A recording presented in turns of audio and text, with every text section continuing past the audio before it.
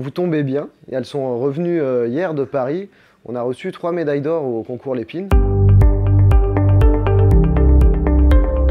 Nous, on propose des jeux et des jouets en bois, mais surtout des casse-têtes, des boîtes à énigmes. C'est des boîtes avec des mécanismes ou des mouvements qu'il faut découvrir pour pouvoir ouvrir la boîte. Donc c'est des boîtes à secrets. C'est mon associé qui crée dans son coin pour lui des boîtes à énigmes. Puis un jour en lui rendant visite, il m'a présenté la Mécanigma et là je me suis dit il faut absolument que ça sorte de chez lui.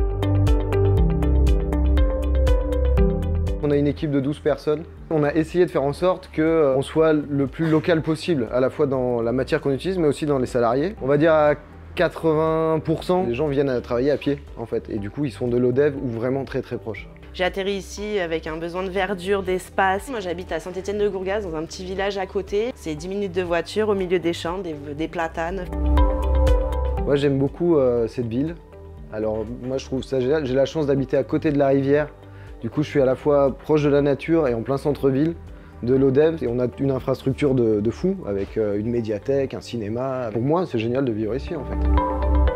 On s'entend tous relativement bien, on communique tous, on interagit tous. PNKD, c'est, oui, on va dire que c'est une petite famille où tout le monde est très consciencieux, ce qui n'est pas le cas de toutes les entreprises.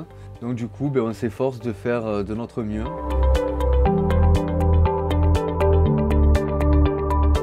La satisfaction à l'inverse, c'est de pouvoir quelque part créer de l'emploi, permettre à des gens de travailler dans quelque chose qui est quand même sympa. On aurait pu faire une usine vraiment un peu bête, j'allais dire, c'est pas le cas du tout en fait.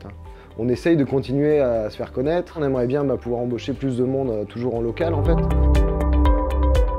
Dès le début on s'est dit que si ça marchait, on voulait faire ça bien, on n'avait pas envie de faire un truc sale en fait. Quand on nous a demandé d'utiliser du plastique pour qu'on voit les produits, nous on voulait pas le faire, mais on a réussi à en trouver du plastique qui est compostable. Moi j'aime bien dire que les plus gros déchets qui sortent de l'entreprise, c'est ceux des pique-niques des salariés.